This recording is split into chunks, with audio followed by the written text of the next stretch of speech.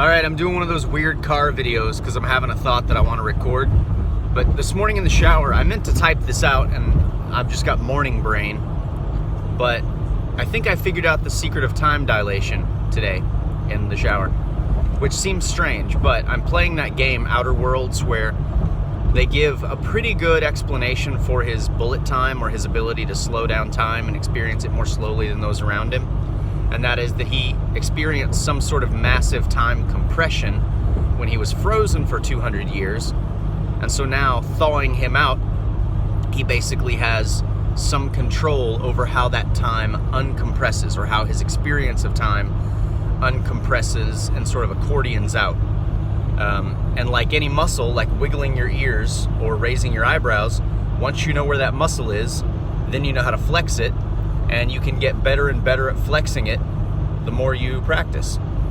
So I was also thinking about the Achilles dilemma, the one about Achilles in the race, and how if you measure his distance from the finish line in fractions, then he'll never reach the finish line because you have an infinite number of fractions that you can point out between any point on the racetrack and the finish line. But that only works if you're looking at the race in terms of a distance perspective and not a time perspective.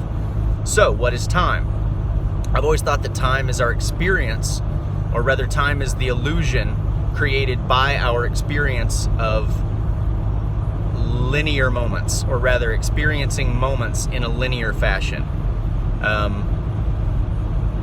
So think about an animated cartoon. A cartoon is not actually moving, it's a series of frames, right? In the old days it was 12 frames a second, then it became 30, now standard is 60 frames a second. But each second of movement, each moment of that cartoon is actually 60 moments, 60 individual frames that are being experienced in a way that makes it feel like 1 second. But if you took 1 second to simply look at and consider each of those individual 60 frames, then that same 1 second of cartoon would take 1 minute for you to consider. That's really the crux of all this.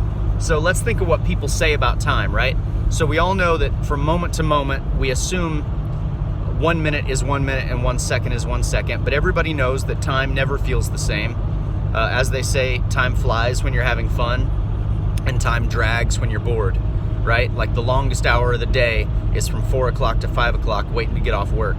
And why is that? I think it's because, well, people already know, like, you know, to throw more colloquialisms in there, a watched pot never boils, right? A watched clock never turns. Why?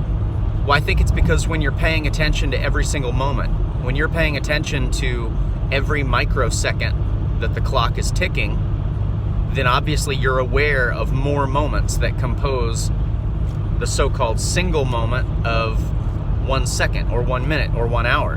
When you're distracted from time, it seems to pass more quickly because you're logging fewer moments in your life. You're logging fewer frames per second in your life.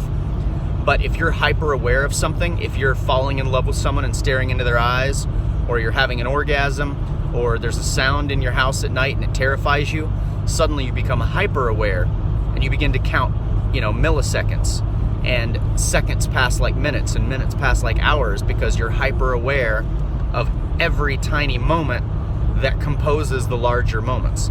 So it's really a matter of the fine-toothedness of the comb of your perception and awareness that is combing through all of the moments, the infinite number of moments, if you put stock in the Achilles dilemma, the infinite number of moments around you.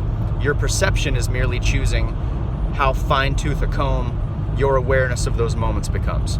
So in time dilation and practicing in the shower, I first listened to a song, right, that was so many minutes long. Then I set a timer for that amount of time, and I tried to experience that amount of time in silence. Much longer, feels much longer. Well, then I tried to pay absolute attention to every second that was passing, and it became even longer. And the more I paid attention to every moment, every tactile sensation, every thought I was having, every breath I was taking, the longer and longer that time felt to me. And then as soon as I would pull my awareness away from it and focus on something else, focus on a sound or an object or something, my perception of time sped up. I was literally controlling my experience of time dilation. I think it's the same reason why your past feels so compressed and deflated, right? Like when you remember your life, you go, oh, my life has flown by. Well, not really. It's just that you don't remember every single intervening moment of your life. You only remember the big moments, so when you string those together, you have fewer frames. So it seems like, right, like less experiential material. And it is less experiential material because the past, unless you have an absolutely perfect computerized memory, and even then I'm not so sure that your memory of the past can compete with your awareness of the present. Therefore, the past always feels a little bit deflated and a little bit compressed compared to the present. Anyway, so I think like any other muscle, like wiggling your ears, like I said, I feel like the more you practice it, the better you could get at this, until you could make moments feel as long as you wanted them to, or as quick as you wanted them to. Yeah, I just think it's something we all take for granted. We can probably all do it. I just don't think anybody really wants to practice it.